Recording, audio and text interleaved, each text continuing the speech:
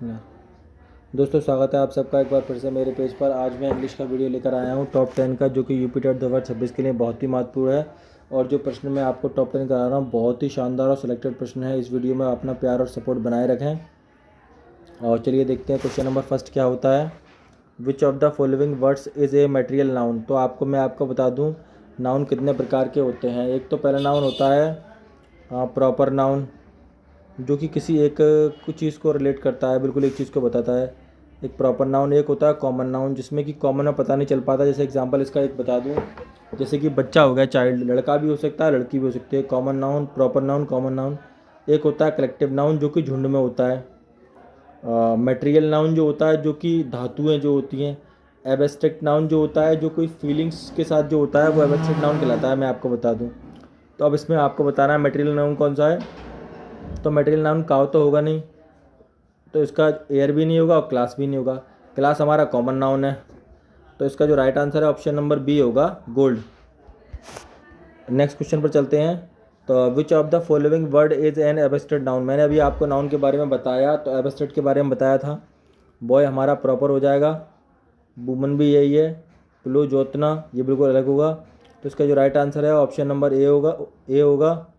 Connection जो है abstract noun कहलाता है। नेक्स्ट क्वेश्चन पर आते हैं। Which kind of noun is adversity. Adversity कौन से प्रकार का नाउन है, ये आपको बताना है।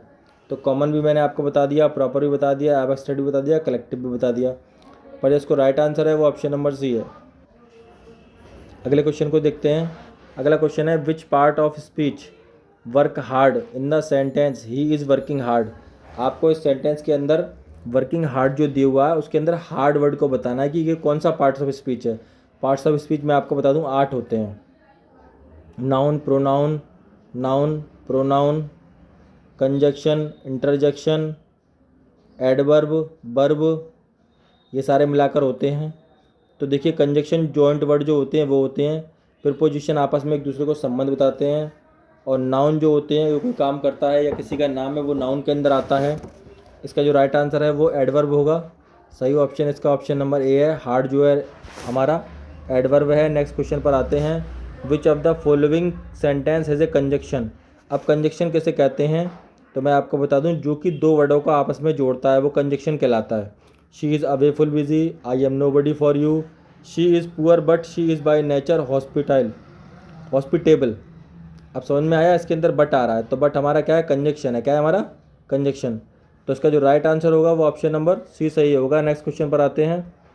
नेक्स्ट क्वेश्चन है point out of the sentence which is in present perfect tense. Present perfect के अंदर आपको बताना है ये कौन सा सेंटेंस है। तो आई शैल, शैल फ्यूचर के अंदर यूज़ होता है, और प्रेजेंट के अंदर इज एम आर यूज़ होता है। ये विजिटेड वाला जो है पास्ट इंडेफिनिट का है, ये आपको याद रखना है। हैज एब जो होता है वो आपका प्रेजेंट परफेक्ट के अंदर होता है, और वर्ब की इसमें थर्ड फॉर्म का यूज़ होता है। मैं आपको बता दूं, तो इसका जो राइट आंसर है वो ऑप्शन नंबर डी है। I have finished my work. Next question पर आते हैं। Which of the following is a misspelled word, मतलब जिसकी स्पेलिंग गलत है वो आपको बताना है। तो मैं आपको बता देता हूँ, इसका जो ऑप्शन नंबर सी है वो मिसप्लेड वर्ड है, और बाकी तो ये ठीक है, तीनों के तीनों। नेक्स्ट क्वेश्चन पर आते हैं। Which of the following sentence has a transitive verb. Transitive verb आपको बताना है कि कौन सा है।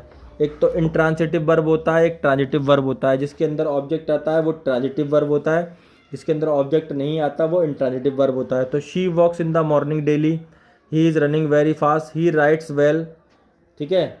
अगला क्या आ गया, I killed a snake last night. तो इसका ऑप्शन नंबर डी सही होगा, मैंने कल रात एक स्नैक को मारा। नेक्स्ट क्वेश्चन देखते हैं। Which of the following sentence is negative. Negative बताना है।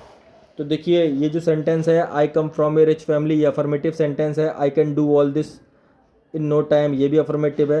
He does not listen to me, ये आपका नेगेटिव है। क्या है हमारा, नेगेटिव। तो इसका जो राइट आंसर है वो ऑप्शन नंबर सी सही होगा। They are very intelligent people, sorry gentle people, ये अभी आपका अफर्मेटिव सेंटेंस है, इसको डिक्लेरेटिव भी कहते हैं। नेक्स्ट क्वेश्चन पर चलते हैं। क्या है, विच of the following sentence is exclamatory. Exclamatory sentence आपको बताना है। तो मैं आपको एक पहचान बता दूं एक्सक्लेमेटरी की। एक्सक्लेमेटरी के अंदर पहली बात तो कोई ऑर्डर देते हैं, कोई कमांड देते हैं, कोई सजेशन देते हैं, ये सारी चीज़ सेंटेंस के अंदर देते हैं।